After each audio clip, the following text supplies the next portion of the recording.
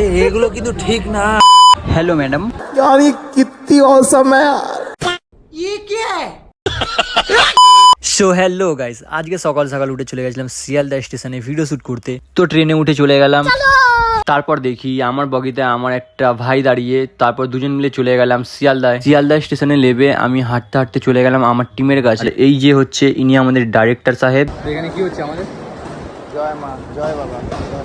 तू समझा? हाँ नहीं तू समझा नहीं।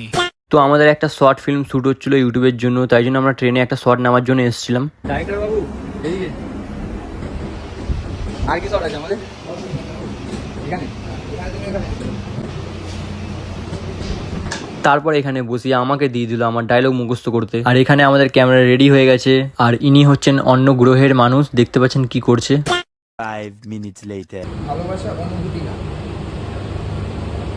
কিন্তু মনে রেখো ভালোবাসা অনুভূতি না, অনুভূতি অনুভূতি না, অনুভূতি না। এটা কিন্তু একটা মনে রেখো কর্তব্য, ভালোবাসা অনুভূতি না। এটা কর্তব্য, এটা এটা একটা কর্তব্য। তো আমাদেরকে দিয়ে দিয়েছিল ডায়লগ মুখস্থ করতে, আর আমরা বসে বসে ডায়লগ মুখস্থ করছিলাম। একটু প্রবলেম হচ্ছিল ডায়লগ মুখস্থ করতে, বাট আমরা অনেকক্ষণ ট্রাই করার পর দেন ফাইনালি হলো। ট্রেনের বগিতে কিছু শর্ট ছিল, তো ওইগুলো ফাইনালি হয়ে গেল। এবার আমরা এখান থেকে চলে গেলাম বাইরে। বেরিয়ে মাইক নিয়ে বললাম ম্যাডামকে একটা গান করতে, বাট ম্যাডাম গান করলো না।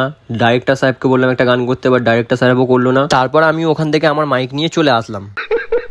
তো ডায়লগ মুখস্থ করার পর আমাদের এখানে সেকেন্ড শ্যুট স্টার্ট হয়ে গেছে। তারপর ছিল আমার শট, দেন আমার শট হয়ে যাওয়ার পর ফাইনালি শ্যুট কমপ্লিট হয়ে গেল। তারপর আমি এসব পাগলামো করছিলাম, দেখতে পাচ্ছ। কমেন্টে জানিও পোস্টটা কেমন লাগছে। শ্যুট শেষ করে আমরা সবাই চলে গেলাম ট্রেন ধরতে। ট্রেনে বসে আমরা ডিসাইড করছিলাম যে আমরা রিলস বানাতে যাব, বাট এই যে ম্যাডামকে দেখতে পাচ্ছে, এই ম্যাডামটা যাবেন না। এগুলো কিন্তু ঠিক না। আমি শুটের জন্য শুটে যাচ্ছে না, ওই দেখো মুখটা লুকায় কিভাবে। তো ম্যাডামের খুব ঘুম পাচ্ছিল, ম্যাডাম বলছে রিলস বানাতে যাবেন না।